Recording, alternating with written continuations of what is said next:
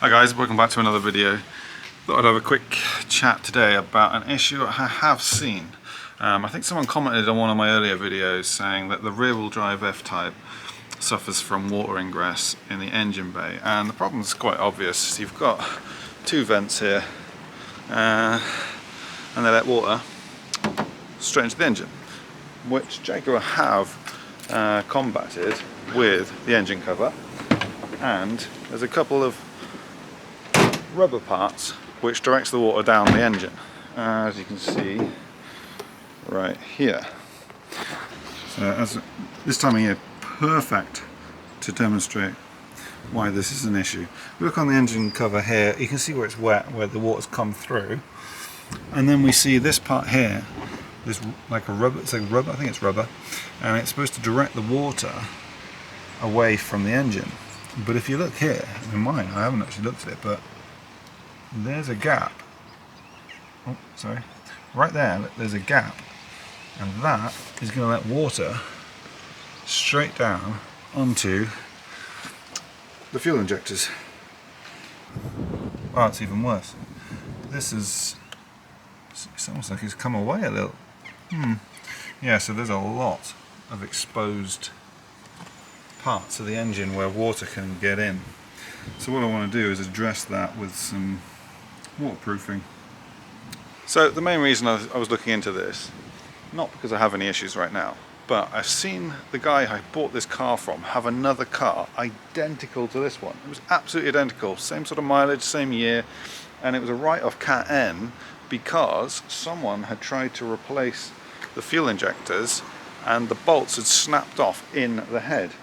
A couple of things going on there. One is, why would a fuel injector on such a low mileage car need replacing? And then two, why would an insurance company write a car off for mechanical damage? I don't understand those things. However, it does get me a little concerned, and that's enough to make me think maybe we should look into this. Some people I've read said that the water is causing the fuel injectors to fail. I can't see that. Surely if they're that stuck in the engine, they should be sealed. Therefore there shouldn't be any water causing them to fail. So then you're probably looking more into the fuel system. You know, if the car's low mileage, it might have sat and the fuel would have gone old, and then that fuel would have then come through and caused an issue with your fuel injectors. So you've got that as a possibility. Water ingress, I don't think so much. So I'm going to try and protect this now, just find some sort of method of stopping the engine from getting wet or any extra water in it, especially as it rains a lot. I mean, perfect time of year. Just look how dark the clouds are. Yeah, it rains a lot. So yeah, we're going to see what we can do here, and see if we can address it. Obviously, if we have a fuel injector problem, I won't be touching it. Having seen that the bolts can snap off in the head, or you can't get the fuel injectors out. Although I don't know what sort of negligence you have against a garage that breaks it. So there we are. We'll just have to hope that none of the fuel injectors have any problems during our ownership, and hope that what we do here helps whoever does own the car when there is eventually a problem. So let's see what we can do. So I've taken the engine cover off, and it doesn't look good. This car's 6 years old this year, and the water has obviously been corroding the engine. So yeah, one way to deal with this would be to block up the vents and stop water coming into the engine. However, as people have mentioned, do you need the vents? I'm guessing you would. You see heat coming out of them, you kind of want the heat to dissipate from the engine bay. That can only be a good thing. So we're going to have to do something, because I've just taken the engine cover off and I'm seeing quite a bit of corrosion. So if we look here, this doesn't seem to fit amazingly well. And then we look down there, definitely looks like there's a bit of corrosion around it. And if we look down there, even worse. You see? We come around to the driver's side. Again, this rubber thing just doesn't seem to be doing a very good job. Surely you'd want it to stop water coming there, but it doesn't. And then when we look inside, see that? That looks to me like corrosion that's come directly from water going there.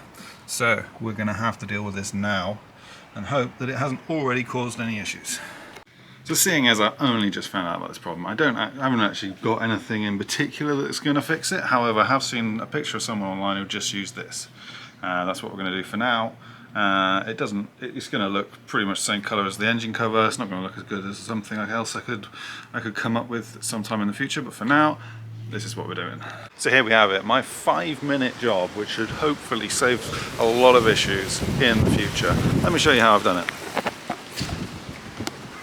Very simply, a bit of duct tape has just stopped the water from being able to get in between this rubber piece here and the engine. And this side needed quite a bit more, but here we are. It looks very makeshift. It is very makeshift, but for now it's going to stop any water getting down there and producing any more corrosion. So thanks for tuning in. Hopefully I'm going to make some more videos like this, just some hints and tips for people who do own these cars. Very expensive. I'm sure the depreciation right now is the biggest expense, but we wouldn't want problems like this to sort of stop us from getting out there on the road. So see you again next time.